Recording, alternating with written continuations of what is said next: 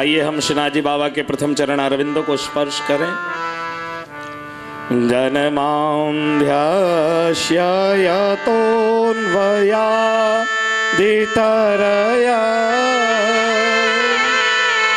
चार्थे स्वभिज्ञः स्वरा तेने ब्रह्महृदाय आदिकवये मोह्यन्ते यत्सूरय तेजो वारिमृदां यथा विनिमयो यत्र तृषर्गो मृषा धाम्नां स्वेन सदा निरस्तकुहकम् सत्यं परं धीमहि सत्यं परं धीमहि सत्यं परं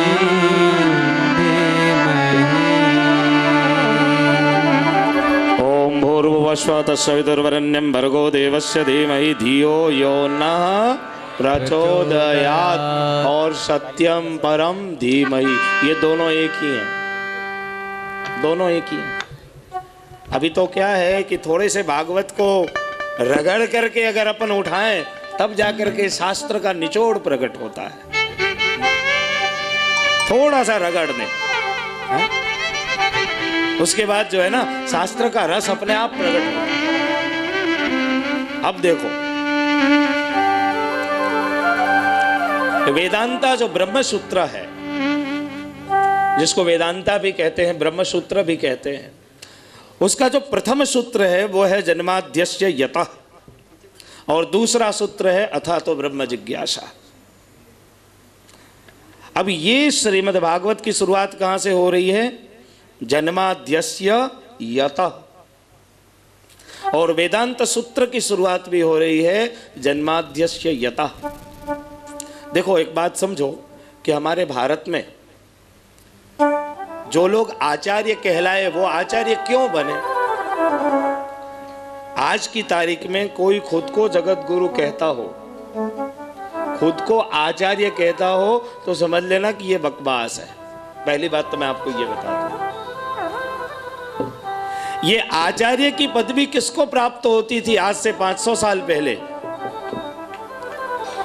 तो वेद व्यास जी ने कलयुग शुरू होते ही विचार किया। थोड़ी सी स्टोरी को भी जाने आप, आनंद आएगा आपको, शास्त्र की जानकारी होगी। हमारे यहाँ 4 वेद हैं और वेद के 6 अंग हैं। नाम याद है किसी को? मैं कई बार बता चुका हूं। वेद के कितने अंग हैं? 6 अंग हैं। जैसे श्रीमद् भागवत के 12 अंग हैं, उसी प्रकार से वेदो नारायण साक्षात। वेद क्या है? साक्षात नारायण है। और वेद के 6 अंग हैं। उन अंगों का नाम मैं बोल रहा हूं, आप ध्यान रखिए। वैयाकरण, ज्योतिष, निरुक्त, कल्प, शिक्षा और छंद। ये वेद नारायण के 6 अंग हैं। पहले वेद जो है ना वो 4 भागों में विभक्त नहीं था। वेद व्यास जी ने क्या किया कि वेद को 4 भागों में विभक्त किया। वेद जो है ना, वेद का मीनिंग क्या होता है? तो आप बचपन में संस्कृत पढ़े होंगे, जब याद होगा कि शब्द रूपावली और धातु रूपावली दोनों पढ़ने में आया होगा। हैं? रामः रामौ रामः प्रथमा, रामं रामौ रामाण द्वितीया, रामेण रामाभ्याम रामैः तृतीया। पढ़े थे? जरूर पढ़े होंगे, मतलब 1 to 10 में तो आया ही आया होगा, और उसके लिए डंडे भी खाए होंगे। श्योर, बिल्कुल वो होना ही होना है। तो एक अपने यहाँ होता है शब्द रूपावली और एक होता है धातु रूपावली। तो धातु जो है ना, ये धातु रूपावली है विद। विद अपन नहीं बोलते हैं शिक्षाविद, किसी को बोलते हैं ना शिक्षाविद है। तो ये जो विद शब्द है ना, ये विद शब्द पे से वेद शब्द की उत्पत्ति हुई है। मतलब के विद शब्द से वेद शब्द उत्पन्न हुआ है। तो विद का मतलब होता है ज्ञान, ज्ञान का मतलब होता है प्रकाश, और प्रकाश का मतलब होता है परमात्मा, ब्रह्म। मतलब कि जिसको पढ़ने से, जानने से, समझने से जीव को संसार का ज्ञान मुक्त होकर के ब्रह्म ज्ञान की प्राप्ति हो जाए, उस ग्रंथ का नाम है वेद। देखो हमारा जो धर्म है ना, वो हिंदू धर्म नहीं है। हमारे धर्म का नाम क्या है? सत्य सनातन वैदिक धर्म। आप अपने बच्चों को भी बताएं और स्वयं भी जानें, हमारा धर्म कौन सा है? सत्य सनातन वैदिक धर्म है। मतलब हमारी जो मातृसत्ता है, जिसको हम फॉलो करते हैं, जैसे मुसलमान कुरान और हदीस को फॉलो करता है, क्रिश्चियन जो है वो बाइबल को फॉलो करता है, बौद्धिज्म में बुद्ध की जो वाणी है उसको फॉलो करते हैं, सिख संप्रदाय में गुरु नानक देव जी की जो वाणी है उसको फॉलो करते हैं। और हमें किसको फॉलो करना है? वेद को फॉलो करना है। अब वेद में से कई सारे संप्रदाय प्रकट हुए है ना, जो वेदों में से प्रकट हुए हैं। मतलब जिनके संप्रदाय में जाने के बाद वेद के सिद्धांत के साथ कोई छेड़छाड़ न हुआ हो, उसे कहते हैं वैदिक संप्रदाय। बात समझना, मैं आपको समझाने बैठा हूं। कथा तो बिल्कुल सुनाऊंगा ही सुनाऊंगा, कथा से अलग नहीं जा रहा हूं, ना संसार की ना लौकिक बातें कर रहा हूं। आप किसी चीज को अच्छे से समझ सके। तो जिनके संप्रदाय में वेद के नियमों का पूर्ण पालन हुआ, वे सारे वैदिक संप्रदाय है ना। तो वेद के अंग कितने हैं? 6 अंग। षडंगो वेदा। तो वेद व्यास जी ने क्या किया कि वेदों का विभाजन किया, और वेदों का विभाजन करने के बाद वेद व्यास जी ने क्या की, पहले पुराणों की संख्या एकत्रित थी, अलग अलग पुराण नहीं थे। तो वेद व्यास जी ने पुराणों को 17 भागों में विभक्त किया। कितने भागों में? 17 भागों में। अब वेदों को 4 भाग में बांट दिया, उसके बाद भी समझना बहुत मुश्किल, समझ में ही नहीं आवे, क्योंकि आप भी जानते हो वेदों की शैली अलग है।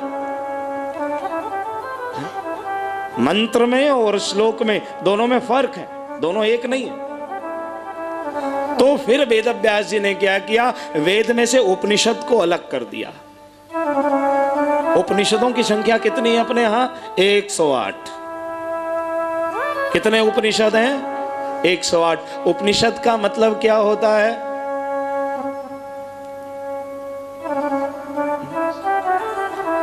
बहुत सुंदर, धन्यवाद। उप यानी परमात्मा, उप प्लस नी प्लस सद, ये 3 शब्द है।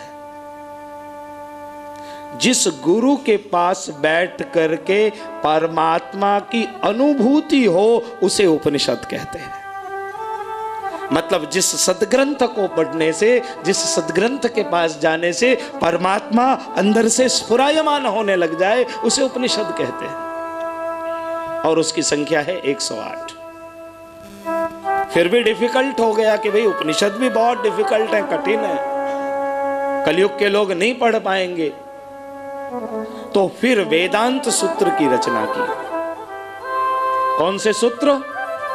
वेदांत सूत्र। इसको कहते हैं ब्रह्म सूत्र। इस ब्रह्म सूत्र पे जो व्यक्ति अपनी टीका लिखता था उसे उस समय आचार्य की पदवी प्राप्त होती थी, और उसमें पहला नाम है जगतगुरु शंकराचार्य जी का, दूसरा नाम है जगतगुरु रामानुजाचार्य जी का, तीसरा नाम है जगतगुरु निम्बारकाचार्य जी का, चौथा नाम है जगतगुरु माधवाचार्य जी का, और पांचवा और अंतिम नाम है जगतगुरु श्रीमद् वल्लभाचार्य चरण का। और बाकी ये जितने हैं सब फालतू बकवास है, इनके पास कोई वैदिक सिद्धांत नहीं है। इन लोगों ने वेद के सिद्धांत को कुचल दिया है, कुचल दिया है, बिल्कुल बर्बाद कर दिया है। अभी 8 दिन पहले मेरे पास एक व्यक्ति आया, बोला वेदों में कहीं मूर्ति पूजा नहीं है। तो मैंने सीधे सीधे प्रश्न पूछ किया कि वेद पढ़े हो? बोला पढ़ा हूँ। मैंने बोला किसका लिखा हुआ अर्थ पढ़े हो? दयानंद सरस्वती। मैंने कहा माफ करना, वो हमारी परंपरा में मान्यता में नहीं है। वेदों पे भारत में 2 लोगों ने अर्थ लिखा है, एक श्री राम शर्मा आचार्य जी ने और एक श्री दयानंद सरस्वती जी ने, और दोनों का अर्थ हम सत्य सनातन धर्म में नहीं मानते। सत्य सनातन वैदिक धर्म के अंतर्गत दोनों को मान्यता नहीं दी जाती है। ये व्यासपीठ से कह रहा हूं। वेदों के अर्थ को न शंकराचार्य जी ने लिखा न वल्लभाचार्य जी ने लिखा। क्यों? क्योंकि वेद जो है ना अपौरुष्य है, उसका अर्थ कोई कर ही नहीं सकता है। उसका अर्थ कोई नहीं कर सकता, तो फिर उसके अर्थ को समझना कैसे? तो वेदव्यास जी ने ब्रह्म सूत्र की रचना की। तो देखो, अगर वेद सीधे सीधे समझ में ना आए तो उपनिषद में जाकर के समझो, उपनिषद में ना समझ में आए तो ब्रह्मसूत्र में जाकर समझो, ब्रह्मसूत्र में समझ में ना आए तो गीता में आकर के समझो, और गीता में समझ में ना आए तो टोटल से टोटल अगर समझना हो तो श्रीमद् भागवत में आकर के बैठ जाओ, पूरे ही समझ जाओगे, फिर कोई संशय नहीं, फिर कोई संशय नहीं। ये जो 5 ग्रंथ है ना, वेद, उपनिषद, वेदांता, गीता और भागवत, इनके अर्थ जो हैं समानांतर अर्थ हैं। इसीलिए इसकी अपनी महिमा है और अपनी विशेषता है। विशेष क्या कहूं, कथा के समय में समय का बहुत अभाव होता है और इसी में बहुत सारी कथा भी सुनानी होती है। तो एक तरफ गायत्री मंत्र है और एक तरफ श्रीमद् भागवत का प्रथम मंगलाचरण है। तो मंगलाचरण में क्या कह रहे हैं? जन्माद्यस्य यतोन्वयादितरे अच्छार्थे स्वविज्ञस्वराट् तेने ब्रह्म हृदय आदि कवये मुह्यन्ति यत्सूरय तेजो वारिमृतां यथा विनिमयो यत्र तत्र सर्गो मृषा धाम्नां स्वेन सदा निरस्तकुहकं सत्यं परं धीमहि। और एक तरफ गायत्री मंत्र है। गायत्री मंत्र तो आप सबको याद है। अब गायत्री मंत्र और श्रीमद् भागवत दोनों में क्या अंतर है वो समझ लो। जैसे आपने कहा चंदन कृष्ण शास्त्री,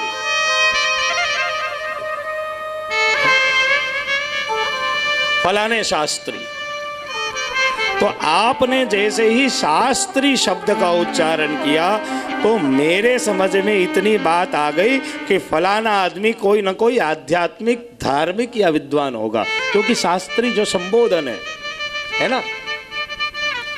तो शास्त्री शब्द बोलने से मेरा सूक्ष्म परिचय प्राप्त होता है। माहेश्वरी शब्द बोलने से आपका सूक्ष्म शब्द। अब अगर अपन ने ठक्कर शब्द बोला तो अपन को पता चल गया कि भाई कौन होंगे, कहाँ से होंगे, इनकी जाति कौन सी होगी, ये इनके राज्य कौन से होंगे, बहुत कुछ पता चल जाता है। हा? अगर हमने आचार्य शब्द बोल दिया तो पता चल गया। तो ध्यान रखें, ब्रह्म का जो सूक्ष्म परिचय है, संक्षिप्त परिचय है, वो गायत्री मंत्र में है। गायत्री मंत्र में क्या है? ओम भूर्भुवः स्वः तत्सवितुर्वरेण्यं भर्गो देवस्य धीमहि धियो यो नः प्रचोदयात्। कितने अक्षर हैं इसमें? 24 है। मुझे 84 सुनाई पड़ गया। मैं कंफ्यूज हो गया कि कहीं मैं गलत तो नहीं हूं साहब। हो जाता है, गलती किसी की भी हो सकती है। तो ये 24 अक्षर क्यों है मालूम है? गिनना मेरे साथ साथ। 7 लोक ऊपर के, 7 लोक नीचे के, कितने हुए? और 10 दिशा कितने? 24। 24 तत्व का एक ब्रह्मांड और उसका मालिक ब्रह्म, उसका संक्षिप्त परिचय 24 अक्षर के गायत्री मंत्र में। आ गई बात समझ में?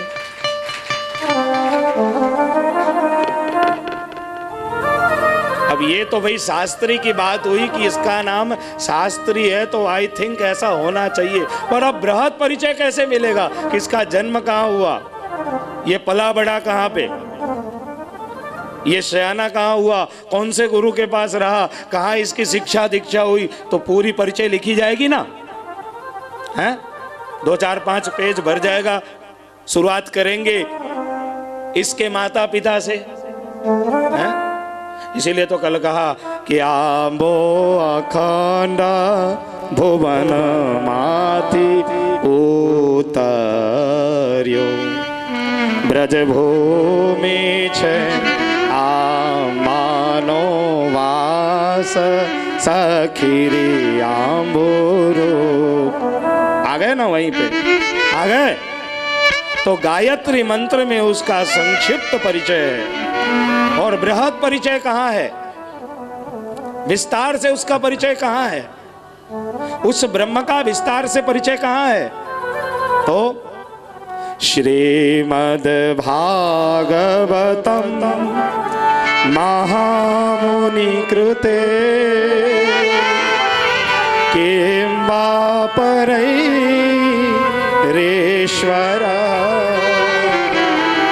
3 श्लोक हैं साहब।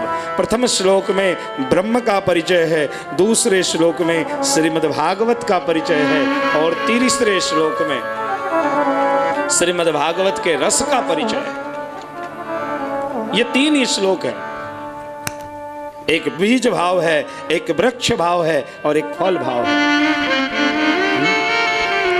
बीज, वृक्ष और फल। तो बीज क्या है? तो बीज जन्म है, कृष्ण जन्म है। वृक्ष क्या है? वो श्रीमद् भागवत है, कृष्ण चरित्र है। और फल क्या है? तो कृष्ण रस की जो प्राप्ति है ना, वही फल है।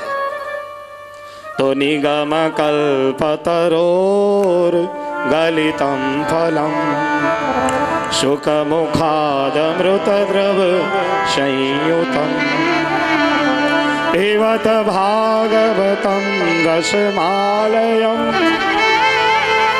मुहुरहो रसिका भुवि भावुका।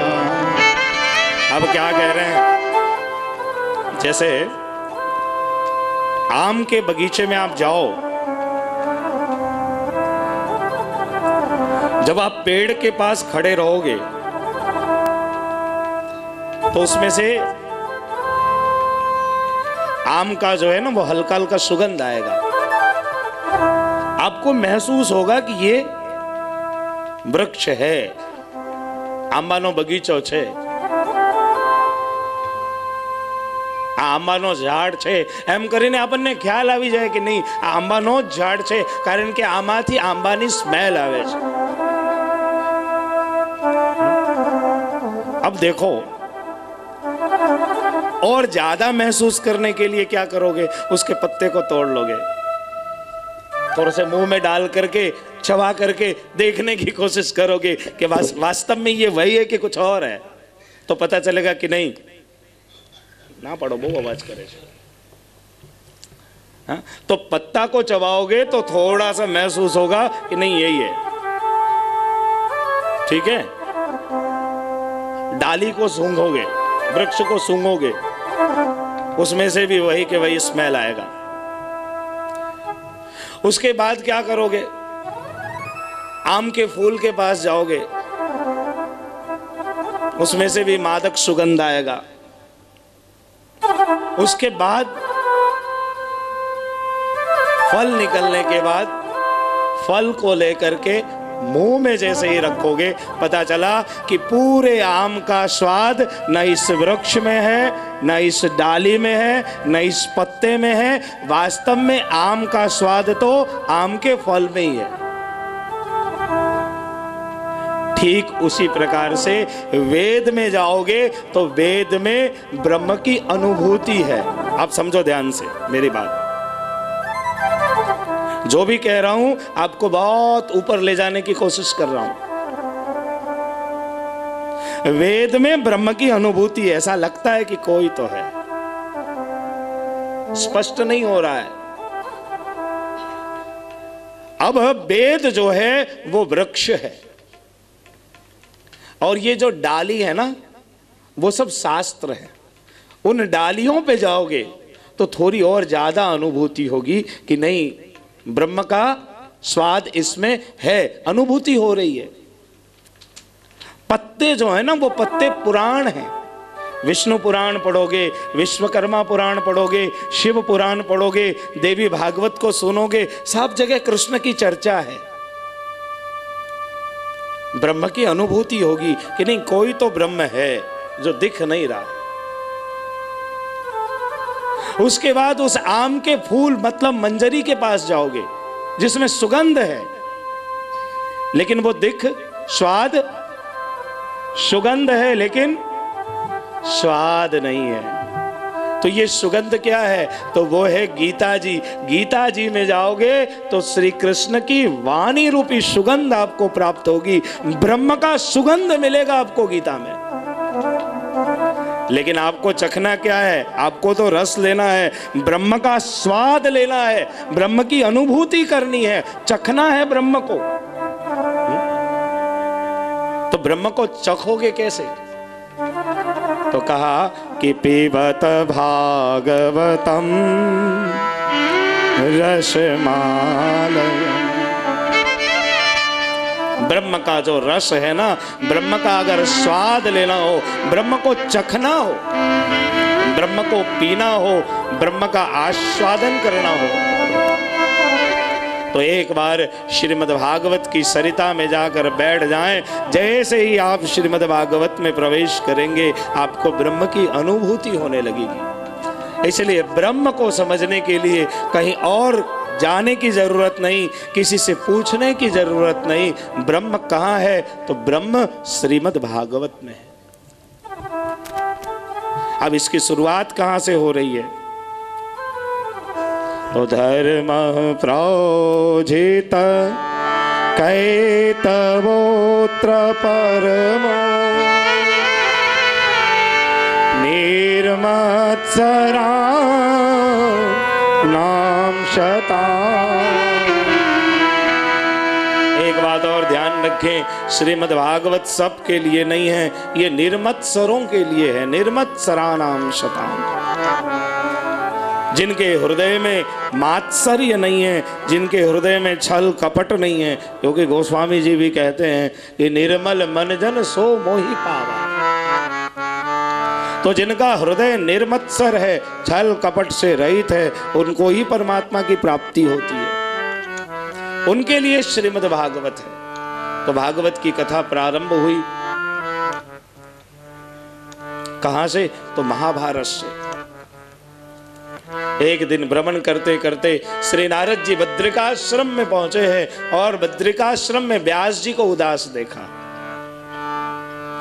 व्यास जी महाराज भगवान के 24 अवतारों में से भगवान के 11 अवतार हैं, और व्यास जी को उदास देख करके नारद जी को बड़ी चिंता होने लगी। नारद जी ने व्यास जी से पूछा कि नारायणं नमस्कृत्य नरं चैव नरोत्तमं देवीं सरस्वतीं व्यासं ततो जयमुदीरये। महाराज आप उदास क्यों हैं? भगवान के अवतार होने के बाद, भगवान के परम भक्त होने के बाद भी आपके मुख पे उदासी क्यों है? आप प्रसन्न चित्त क्यों नहीं है? व्यास जी ने कहा कि मैंने 17 पुराणों की रचना की, ध्यान दीजिए, लेकिन 17 पुराणों की रचना करने के बाद भी मेरी उदासी दूर नहीं हुई। क्यों? क्योंकि जीव जब तक पूर्ण ब्रह्म तक पहुंचता नहीं है तब तक पूर्णानंद को प्राप्त नहीं करता है। पूर्णानंद को प्राप्त करने के लिए जीव को पूर्ण ब्रह्म की शरण में जाना अनिवार्य है। कि आज तक मुझे आनंद की प्राप्ति नहीं हो रही है, मुझे निजानंद प्राप्त नहीं हो रहा है। नारद जी ने कहा कि महाराज देखो, आपने सब कुछ किया, आपने बहुत से ग्रंथों की रचना की, लेकिन आज तक आपने कृष्णचंद्र की लीलाओं का गुणगान नहीं किया है। आपने कृष्ण कथा का गुणगान नहीं किया, आपने कृष्ण कथा को प्रकट नहीं की।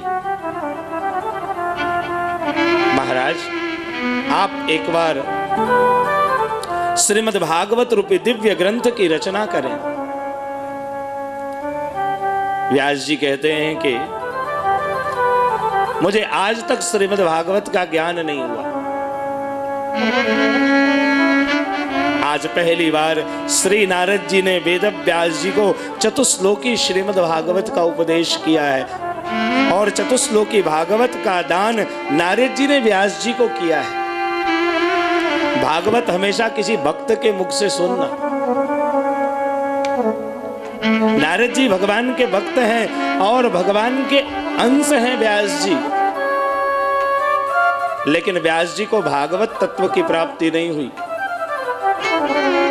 भगवत रस का दान जब वेद व्यास जी को श्री नारद जी ने दिया, नारद जी से व्यास जी पूछते हैं कि नारद, तुम्हें इस सदग्रंथ की प्राप्ति कैसे हुई, तुमने इसे कैसे प्राप्त किया? नारद जी कहते हैं कि मैं पूर्व जन्म में दासी का पुत्र था। मेरी माँ सबके घरों में काम करती, सबके घरों में चौका बर्तन करती, सबका जूठन लेकर आती, मैं सबका जूठन खाता था और अपनी माँ के साथ सबके घरों में जाता था। एक बार मेरे गांव में संतों का आना हुआ, मेरे गांव में संतों का आगमन हुआ और मैं संतों के पास जाने लग गया। संतों के पास जाने से मेरी बुद्धि शुद्ध हुई, मेरा मन निर्मल हुआ,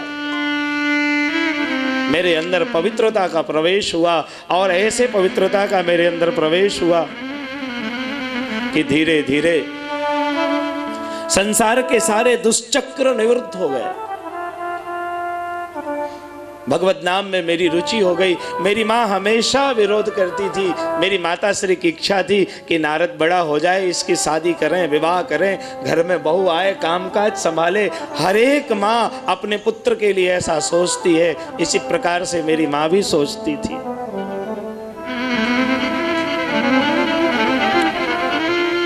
लेकिन भविष्य में, कालांतर में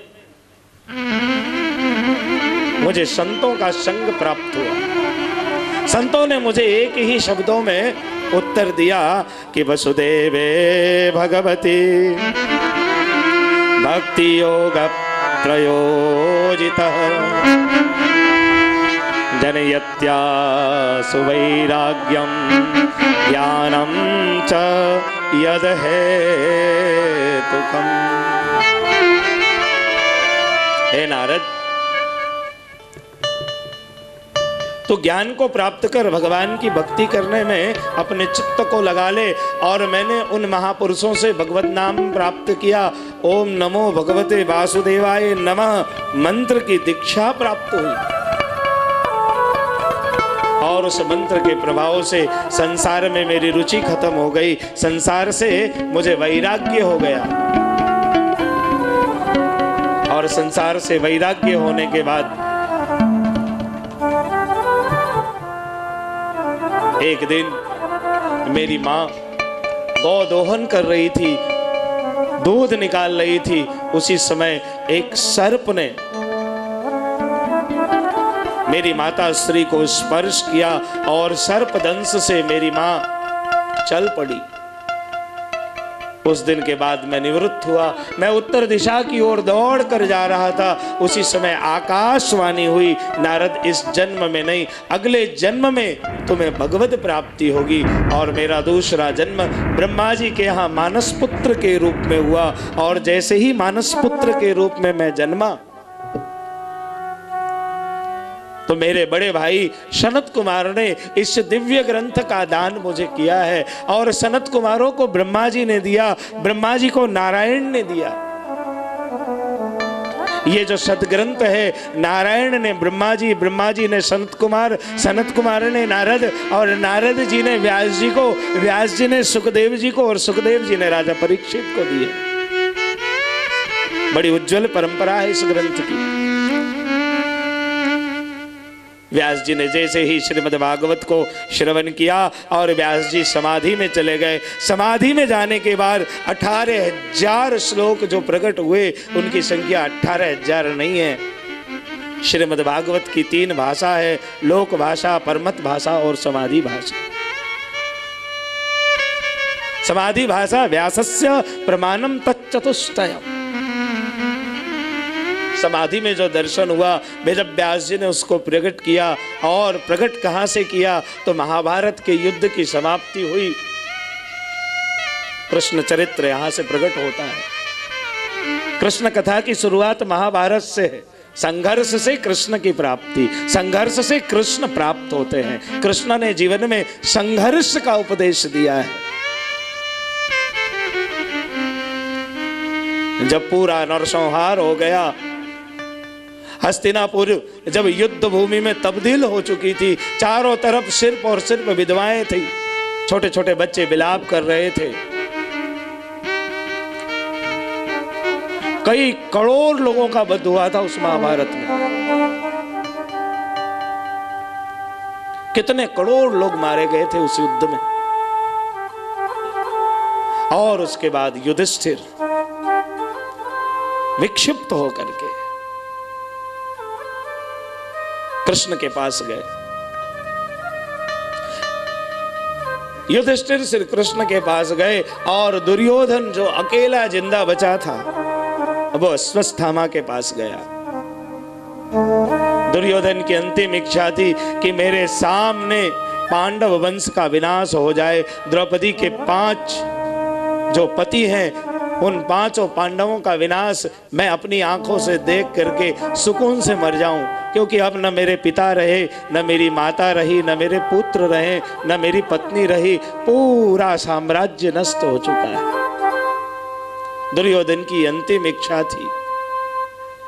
युद्ध पूर्ण होने के बाद भगवान श्री कृष्ण भी हस्तिनापुर से द्वारिकापुरी वापस आना चाहते थे। संध्या काल का समय है। द्रौपदी अपने 5 पति को लेकर शयन खंड में जा रही थी। कृष्ण ने रोक दिया, द्रौपदी नहीं, अब मैं कुछ दिनों के लिए हस्तिनापुर में हूं। आज पांडवों के साथ मैं शयन करूंगा, तुम अपने पुत्रों के साथ शयन करने जाओ। और द्रौपदी के 5 पति को लेकर भगवान कृष्ण शयन खंड में पधारे। द्रौपदी अपने 5 पुत्रों को लेकर सोने गई। इधर दुर्योधन ने अश्वत्थामा को कहा, अश्वत्थामा अब तू मेरा मित्र है, तेरे पिता मेरे गुरु रहे और बड़ी कृपा थी तुम्हारे पिता की। पांडवों ने छल से उनकी हत्या कर दी। पांडव तुम्हारे भी द्वेषी हैं। मैं चाहता हूं कि आज की रात्रि में 5 पांडव का मस्तक अगर लाकर तू मेरे चरणों में रख दे, मैं धन्य हो जाऊंगा। कहा है कि बिच्छी जो होता है ना, उसका डंक सिर्फ उसके पूंछ में होता है, लेकिन जो दुर्जन व्यक्ति होते हैं ना, नख से शीश तक विष से भरे होते हैं। उनसे हमेशा सावधान रहना चाहिए।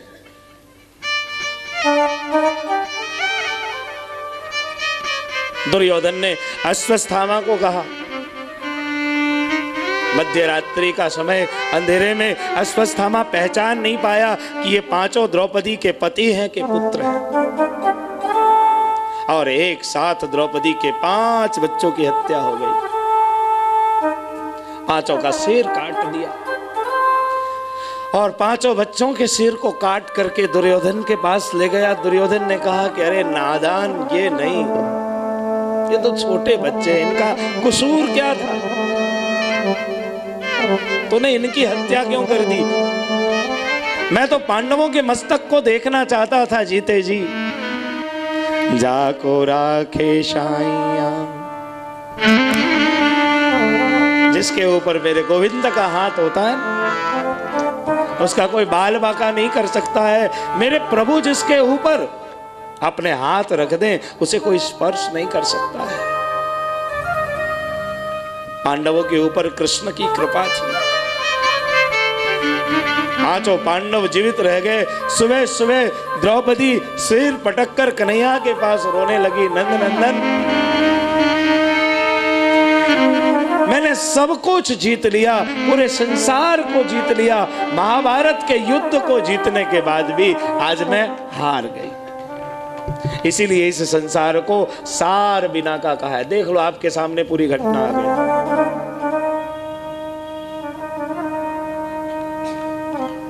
जिसने महाभारत के युद्ध को फतेह किया, जीत गया।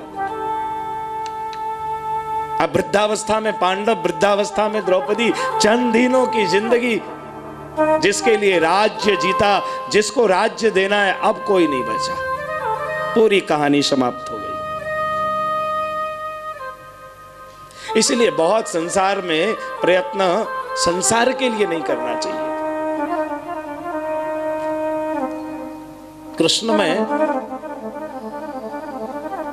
कृष्ण ने कहा, कृष्ण के पास रोती रोती द्रौपदी गई। कृष्ण द्रौपदी को सांत्वना देते हुए अर्जुन को लेकर निकल पड़े और दुर्योधन का उद्धार किया।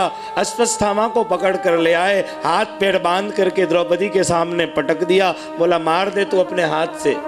हाथ में तलवार दिया। द्रौपदी बोली कि नहीं, जिस प्रकार से बच्चे के मरने के बाद एक माँ उस दर्द को समझ रही है,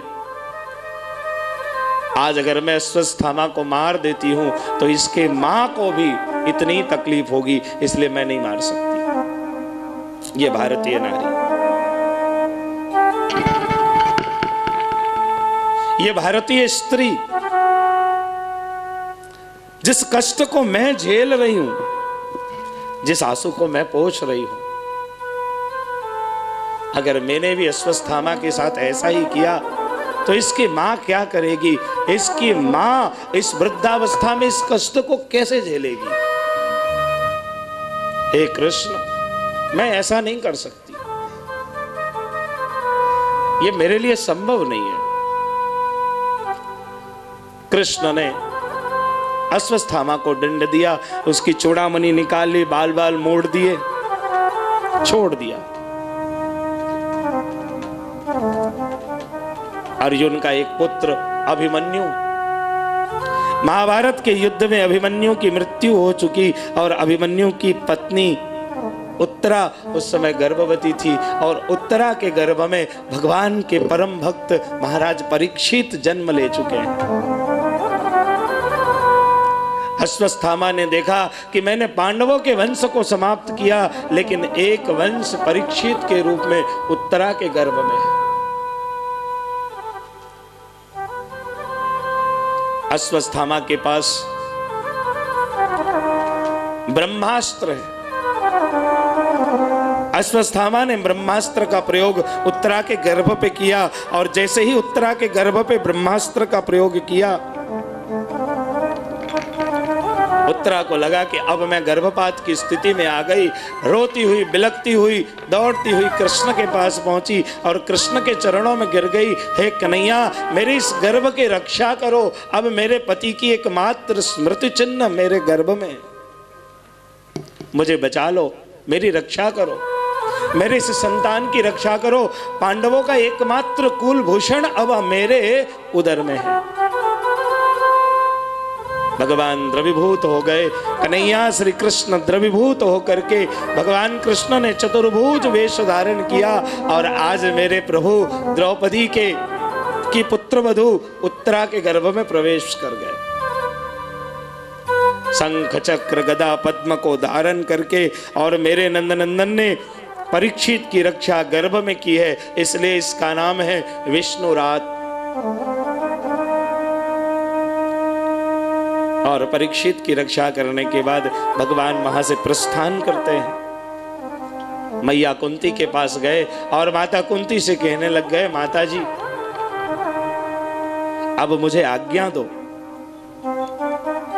अब मैं हस्तिनापुर जाना चाहता हूं, क्योंकि बहुत दिन हो गए महाभारत का युद्ध मैंने समाप्त किया और अब महाभारत की समाप्ति के बाद मेरा हस्तिनापुर जाना बहुत जरूरी है। अब मैं हस्तिनापुर से द्वारकापुरी जाना चाहता हूं, मेरा द्वारकापुरी जाना जरूरी है।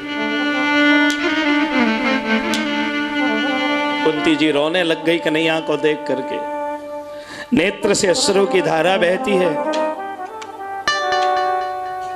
द्वितीयं तो भवायास्या रसातलगतां उदरिष्यन्तोत्पातं यज्ञेशः शौकरं वपुः। रोते रोते माता कुंती कन्हैया के पास पहुंचती है और कृष्ण को देख करके बलैया लेने लग जाती है।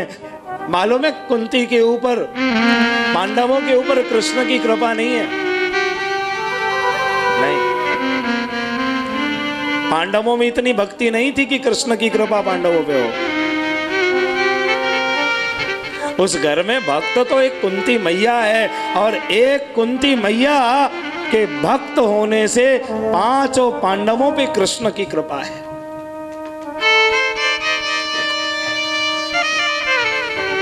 पांडवों में इतनी भक्ति नहीं थी। पांडव तो कृष्ण को मित्र मानते थे। जब कुंती मैया के पास श्री कृष्ण पहुंचे, तब कृष्ण का बचपन आज कुंती को याद आया है।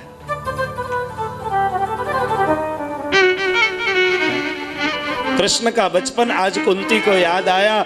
जिस दिन कृष्ण 2.5 साल के थे ना, उस दिन पहली बार कुंती मैया गई थी गोकुल में।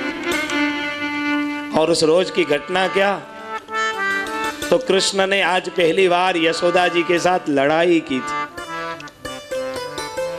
कृष्ण ने माखन वाखन सब चोरी करके, मटकी वटकी फोड़ करके और दौड़कर भाग रहे थे। यशोदा मैया कन्हैया के पीछे पीछे दौड़ रही थी। और उस रोज उस नंग धड़ंग कृष्ण को, सांवरा सलोना कृष्ण को कुंती ने दौड़ते हुए देखा और उसके पीछे यशोदा जी को दौड़ते हुए देखा था। उस दिन से कुंती उस छवि को अपनी आंखों में बसा करके संजोए रखती हैं। सांवरा सलोना गिरधारी श्याम सुंदर को पहली बार कुंती ने गोकुल की गलियों में दौड़ते हुए देखा था। और उसी समय कुंती कहती है कि ब्रह्म तो कभी नहीं देखा, लेकिन आज यशोदा के प्रेम ने ब्रह्म को नंग धड़ंग होकर दौड़ने पे विवश किया है। आज पहली बार मैया कुंती को कृष्ण दिखे, और वो कृष्ण और आज का कृष्ण, चतुर्भुजधारी कृष्ण। कुंती मैया हाथ जोड़कर आती है, कृष्ण के पास सामने खड़ी होकर के कृष्ण को मन ही मन अपनी आंखों में भरने की कोशिश करती है, क्योंकि बहुत प्रेम करती है कुंती मैया। बचपन के कृष्ण को आंखों में कैद करके दिल के दरवाजे से मन रूपी मंदिर में बंद करके कुंती ने कन्हैया को संभाल रखा है। लेकिन आज जो कृष्ण सामने खड़े हैं, जो विराट है, जो युद्ध का कृष्ण है, जो गीता का कृष्ण है, यशोदा का कृष्ण नहीं है, महाभारत का कृष्ण है। कृष्ण की इन्हीं उंगलियों ने कभी बांसुरी पे अपनी 10 उंगलियों को बांसुरी के छिद्रों पे रखने से पूरी दुनिया मोहित हो गई थी। आज वो कृष्ण अपनी एक उंगली से सुदर्शन चक्र को जब घुमाता है, उन्हीं उंगलियों में सुदर्शन चक्र को जब धारण करता है, तब लाखों लोग मौत के मुंह में समा जाते हैं। ये वो कृष्ण है। इसी कृष्ण ने इन्हीं उंगलियों से बांसुरी बजा करके लाखों को दीवाना बनाया था। यही यही तो कृष्ण चरित्र है, इसी को कृष्ण चरित्र कहते हैं साहब। इसी को समझ लीजिए। जिंदगी के उठा पटक और जिंदगी की अवस्था की सच्चाइयों को जिसने समझ लिया, जिसने घोंट लिया, वो जीवन जीना सीख गया, अन्यथा लटक गए। यही तो जीवन है।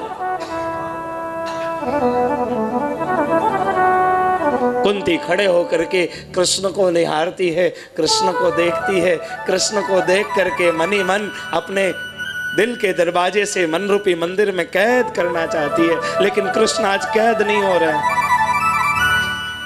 कृष्ण मुस्कुराते हुए कुंती मैया को कहते हैं कि मैया आज अब मैं जा रहा हूं, मुझे आज्ञा दो, और मैं चाहता हूं कि मैं जाने से पहले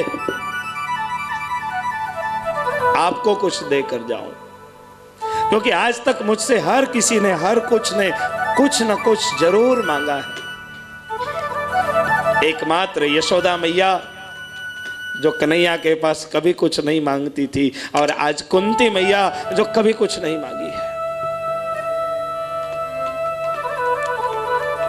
कि बस आज मैं कुछ देने आया हूं और आपको देकर मैं द्वारिकापुरी जाना चाहता हूं। कुंती मैया हाथ जोड़ करके कृष्ण के सामने खड़ी है, नेत्र से अश्रु की धारा बह रही है। वृद्धावस्था के कारण जुबान लड़खड़ा गया है, हाथ और पैर में ध्रुजारी हो रही है। मांगू तो क्या मांगू, आज तक कुछ नहीं मांगा, और मांगू तो क्यों मांगू। बिन मांगे कृष्ण सब कुछ देता है। बिन मांगे जिस समय जिस चीज की जरूरत होती है उसको पूर्ण करने के लिए पहले से तत्पर होता है। मैं मांगू भी तो क्या मांगू। हे रोम रोम में बसने वाले राम, जगत के स्वामी तू अंतर्यामी, मैं तुझसे क्या मांगू। आस का बंधन तोड़ चुकी हूं, सब कुछ तुझ पे छोड़ चुकी हूं, अब मैं क्या मांगू। फिर भी कृष्ण जिद करने लग गए कि नहीं, आज तो कुछ न कुछ मांगना पड़ेगा, क्योंकि आज बिना दिए मैं जाऊंगा ही नहीं। आज तो कुछ न कुछ मैं दे करके जाऊंगा। तब जाकर के मैया कुंती हाथ जोड़ करके कन्हैया से कहती है कि विपदः सन्तु न सस्वत् यत्र तत्र जगद्गुरो भवतो दर्शनं यत् स्यात् न पुनर्भव दर्शनम्। हे जगन्नाथ, विपदः सन्तु न सस्वत्, अगर आप मुझे देना ही चाहते हैं तो मेरी जीवन में इतनी विपत्ति दीजिए, इतना दुख दीजिए, इतनी विपत्ति दीजिए, इतने दुखों से मेरे जीवन को भर दीजिए कि मैं बार बार दुख से दुखी होकर के हर पल पल आपको याद करती रहूं, पल पल आपका स्मरण करती रहूं, पल पल मुझे आपकी याद आए। हे कन्हैया, मुझे पल पल आपकी याद आए। परमात्मा से मांगे तो क्या मांगे कि प्रभु मुझे आप याद आए। मैंने देखा था प्रभु की याद तो आए, आज किसी को प्रभु की याद तक नहीं आती है।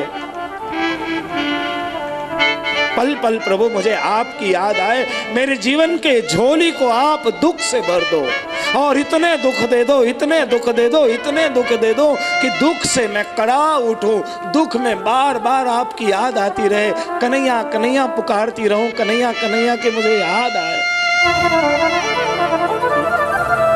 ये फल तो यशोदा मैया को कृष्ण ने दिया। जब कृष्ण गोकुल छोड़कर मथुरा आ गए, उसके बाद यशोदा मैया सिर्फ रोती रही है, सिर्फ रोती रही है, सिर्फ रोती रही है, ताउम्र रोती ही रही है। कृष्ण कृष्ण का रटन करती रही, और जीवन में क्या चाहिए कि भगवान अपन को पल पल याद आए।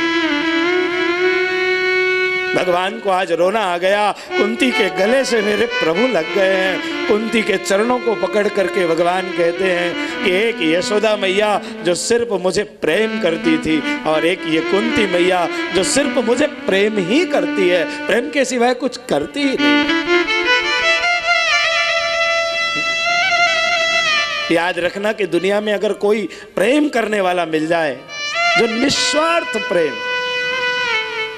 जिसके प्रेम में किसी प्रकार की बदबू ना हो, किसी प्रकार की गंदगी ना हो, किसी प्रकार का विकार ना हो, किसी प्रकार की अपेक्षा ना हो, किसी प्रकार की अभिलाषा ना हो, जो सिर्फ प्रेम करे, निष्काम प्रेम, तो वो एकमात्र परमात्मा है।